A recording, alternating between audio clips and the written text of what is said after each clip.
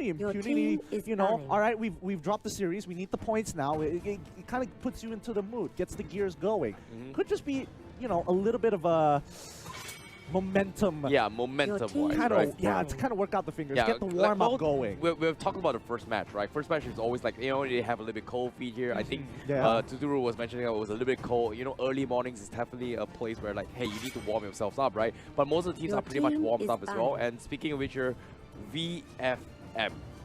You know, they went head-to-head against RRQ. They took one game as well, almost closing out the last game against RRQ. And this game, do you think that based on the experience they had from RRQ, will they play better against Impunity? Or do you think they have a little bit of a lack in terms of morale here? Honestly, I think they're just very comfortable in their own skin right now. They play their own game. They know what they want exactly. Their picks and bans are just kind of on point here, getting rid of all the S-tier picks. You know that they have a good idea, good grasp of what the meta is. Coming into the first pick as well.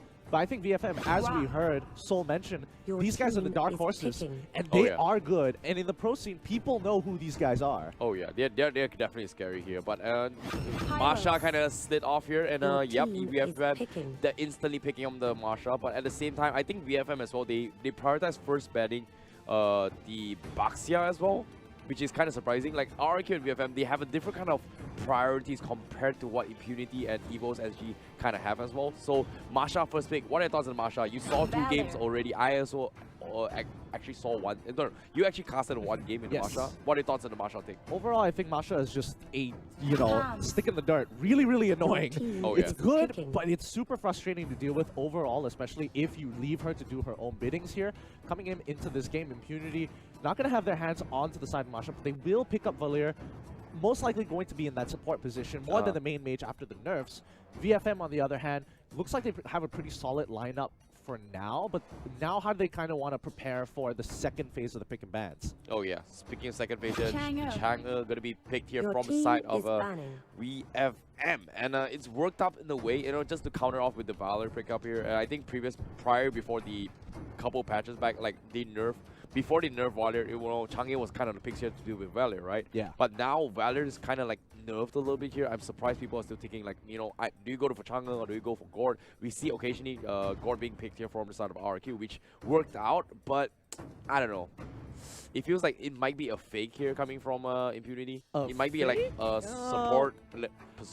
I do feel like it's more of the support position, and that's why VFM is very confident in locking in the Chang'e, because Lolita is still the counter pick. And they're probably not going to ban out the Lolita as well. They're probably going to leave it up, because then their composition is like, oh, you have a mage who, in most cases, sort of outranges you, but I have the Chang'e anyway, and if Lolita's out of the picture, or if you pick Lolita now, we still have options to counterpick with our secondary, you know, support or tank in the second pick ban phase. Yeah, definitely. And at the same time as well, I think Impunity and Evos had a very similar situation as well. They picked the Valor as a support, right? But their main tank is kind of like a Kaja instead of a Grok. So I feel like the Grok would be much better from the side of Impunity. So I think it will work out compared to the games against Evos actually from the side of Impunity. So in this case, like you said as well, you called out the Lolita, so definitely a safer pick here from the side of VFM, and Carry will be picked instead. So finally here, Esmeralda as well, just to soak up those shields being dished out from the side of Lolita. So last pick here.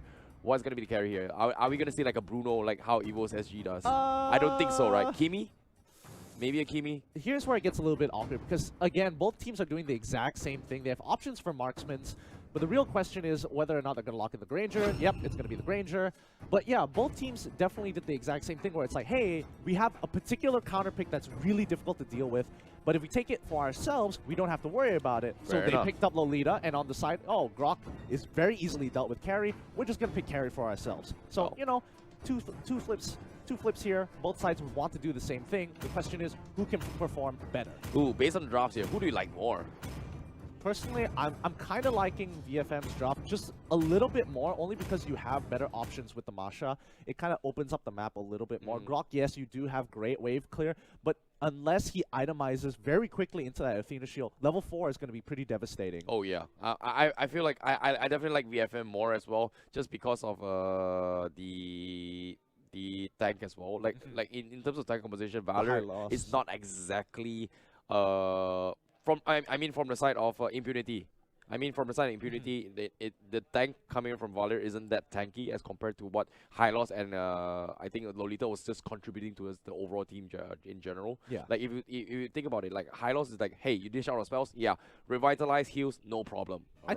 I think that's where Valir is like, he's not there to, you know, obviously he has a lot of damage. Yeah. I think that's a given. But when you're up against a Hylos, I think the most important thing is to kind of keep the team at a specific distance. Yeah. And I think that's his most admirable attribute. So he comes in, you know, glorious pathway. He starts running it down, and you're like, you know what? How about you sit right there?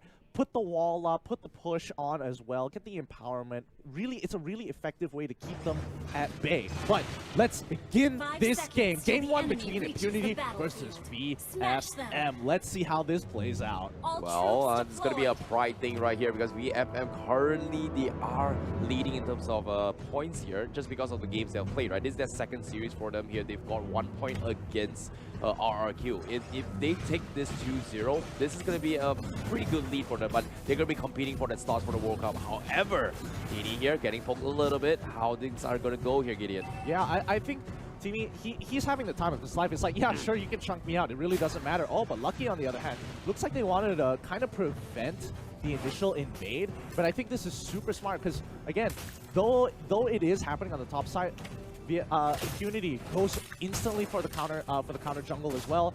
They basically lose absolutely nothing except their life totals, and overall, I think Vec Fantasy kind of lose out in terms of profit just because of that. Yeah, it's going to be a trade-off here between both sides, so nothing much yet here, but you can see that VFM, they want to prioritize this Masha farm here and get a couple of levels. He's going to dish him all the way by himself. I believe he has a Wooden Master himself just to get that additional XP later on, just because he's soaking a lot of this gold here, so they're going to be pressuring from bottom side. However, VFM, before the 3-minute mark, they're going to be pressuring the top tier 1. This is really, really smart. But looking at the battle spells, everything looks okay. Looks like ATA is going for the arrival as well. Doesn't look like he wants to pop it anytime soon to kind of protect that top side. He knows it's not going to go down just yet.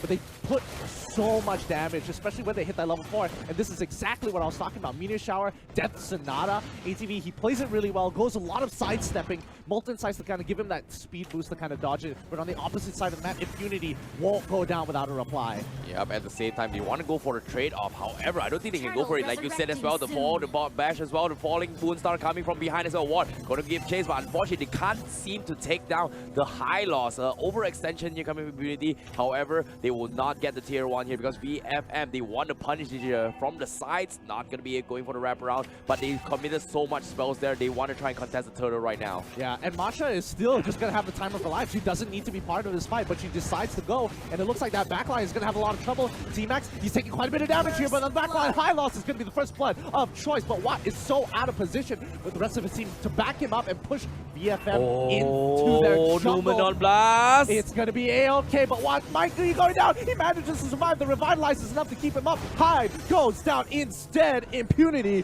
win the trade-off. Well, I did not expect that here. I thought VFM was going to be pretty much taking that fight here. After they took the turtle fight, they've lost a couple members here. This was pretty much the recap here. Look at this. You know, the Numenon Blast looks so legit, but as soon as the Riders popped up, they reset the fight. Changi couldn't exactly do much here just because they committed the Meteor Shower a little bit too early here for the turtle buff. Yeah, I think they need to kind of play a slower paced game, especially from Impunity. Just because Vec is slightly ahead, but they're more prone to making a mistake if they play this slow. Now look at this. They're going straight for the dive, and Lucky, he wants to lock them down. They want to break that turret and then go for the dive. And Tini, he's already got 3 bars of health. They realize this. They pull back. They're like, no. And this is what I'm talking about slow play. They don't need to force the dive. They just need to focus on the objectives. Oh, I like what VFM is doing here. If you notice what's going on, right? Lucky and Who is just buying their time here. And while on the top side here, ATV is the one going to be get picked off. And if you pay attention here, VFM has done at least 2 or 3 stallings here where they just hold Impunity at downside for like about a good solid total of 1 minute now, and because of that they were able to allow the Masha just free farm his way through, build up an economy, and because of that VFM now is currently leading by a 2k gap. Yeah, and that's going to be a really important gap here because Masha is going to be very crucial to putting pressure here. Oh, Lucky. He's in so much trouble and he knows it. He knows he's going down. Great Guardian's barrier coming in from Boom. Completely locks him off. Yep, nicely done. At the same time here, they've got those objectives. Will they be able to capitalize on a couple of towers here? Because Masha is going to do what Masha is going to do best, but boom! Unfortunately, gets caught out. Numinum Blast Biz committed meteor shower as well. Unfortunately, they will disengage from side Impunity, but great stop here from VFM. But on the bottom side, Masha solo killing Paragon. Yeah, that shouldn't have happened. That definitely shouldn't have happened. Now VFM going to take this lead and push it down. Impunity. See how far they can take this away. They're trying to clear this way, but they're going to get a good amount of damage onto that mid-tier 1. It breaks as soon as the siege minion goes down, and Zenz has to back off. Well, now Glorious Pathway being expanded as well. VFM, they want to go for the objectives. Turtle buff is going to be the key here, and this is where they're going to try and put the turtle buff up on Brawly here, where this Granger is going to come online here to try and build up some of the economy with the Bounty Hunter. However, Impunity not giving up yet here. VFM, you can see Lucky going to try and buy a little bit of time here. However, the Guardian's Barrier is there. How are they going to fight this here? Doesn't connect. What? Doesn't want to exactly come in, but the Numinum Blast connects on 3. Here comes the follow-up. The Revitalize is there, and Impunity, they will try and disengage here, but what? He's going to try and come in here. He's going to go for a back, but the Granger comes in with a killing spree. T-Max almost dropping a little bit low here, but here comes CD from the sides. Masha gets 1, gets 2. He's looking for another one. Tamus, will he survive this? Unfortunately, he gets shut down from ATEV. But overall, oh, even better. It's going to be a 4-for-1 trade. This is just so worth it for Vec Fantasy main. They're having the time of their lives, and the goal difference continues to extend. 5K at 5 minutes is a huge deal for this team. And not to mention that they're going to snowball this even further. As Contra always says, my, oh my, what is going on? And now the buff is going to be up for contestments as well from side of VFM. Impunity, can they contest this hero? Boom, he's not being able to do so much here. We saw a couple catches here coming from the Grok as well as the Valor here. Unfortunately, they don't exactly have the burst damage. They're a little bit afraid here, but VFM, they have the upper hand. The double tanks, as like you said as well, the low lethal shields are doing fantastically well in these kind of situations. Yeah, and what's really frustrating, especially if you're in Impunity's position, like all this entire situation is caused. Oh, Numinum Blast is actually going to go through, but Watt forced to use the Falling Star Moon to get out of there. And Lucky, he just pops the Glorious Pathway just to make sure, like, all right, just in case you mess up, I'm ready to pounce on you. Yeah, that's just really scary. Like, it's like multi AOEs here with slow and top of the stacks here. That they are thinking like 2 steps ahead from side VFM. They're playing it so well. And look at this Hyde. Going to be starting out with the Meteor Shower. Oh, they don't even need a stun or a setup. Just Meteor Shower follows his way through. Carry goes down as well. The Masha will get the kill. And ATV, this time from the side of Impunity, will join the fight. They will take a tier 2 from the side of VFM, and they're thinking about closing up the tier 3s now. Yeah, oh man, especially with such a lead. Look at Hyde. I mean, his ultimate is every 12 seconds at this point. Again, with the Meteor Shower, he chunks 1 down. Watt's in trouble now, takes a full Death Sonata to the face. Instantly goes down with a final shot coming in from Broly. Lucky, he's just biding his time. He knows he can't get out of this. Oh wow, VFM, they're just shutting down Impunity all the way through. 10k net worth gap, a little bit starved here in terms of economy as well, and I'm not sure how they're going to be able to build their economy here, but let's take a look at a replay of what exactly happened here. They were like 2 men down.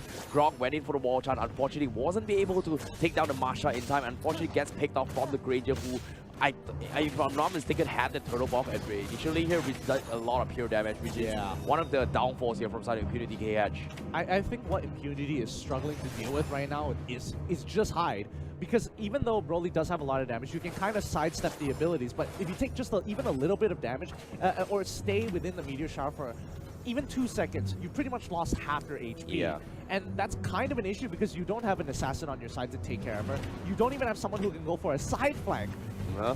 Speaking of which here now, Masha is just baiting his way through. Here comes the Meteor Shower. You're talking about 2 seconds, right? That's about 3 seconds, and he's down. He gets the mega kill. And now the Numinum Blast tries to go for the zone. Unfortunately, doesn't connect on anyone here. He tries to make a play. Esmeralda, he doesn't seem to have the damage output to work with. And ATEV is going to go for a Cry Sticker. And that's about all Impunity KH can do for this match now. Remember, this is only 8 minutes into the game, and they already have such a big lead. At least 12k ahead. Like, this is absolutely absolutely ridiculous. One of the biggest leads we've seen in Group A so far. One more time! Oh. The meteor shower, but Paragon is able to flicker on out of there, pops the Revitalize just to make sure he survives a little bit longer. That's a close call there, unfortunately here, but look at this Zen. He's taking one here. Where's the flicker? He connects, doesn't even connect, but is gonna go down. The Grok is down again 3 times in a row. No thanks to you. T-Max is gonna try and back off a little bit here, but here comes the meteor shower as well. Once again, takes him down high. He's gonna go for more, but from the sides, Brawly flickers forward, shuts out the players from the side of Impunity KH. Here comes the Esmeralda, but the Crystal is gonna be the objective here from the Masha. TD, a little bit too greedy, gets taken down from the Towers, but unfortunately, doesn't even matter why, because they got a team wipe from the side of VFM. The Crystal is exposed. What can Boom do now? Yeah, the death timers are too long. This game has to go over to VFM, and they're doing a really, really good job. I mean, Boom, he's trying to direct away the wave to make sure they have a little bit more time, but it's not going to be enough. VFM come up on top with a very convincing game 1. Yeah, very, very convincing indeed here. All the way through, they understood the timings here, but one was a crucial factor. It was like the timings, the understanding as well, the teamworks. The Numenor Blast on top of the Glorious Pathway from behind. It's like, hey, if you don't get stunned, I'm going to make sure you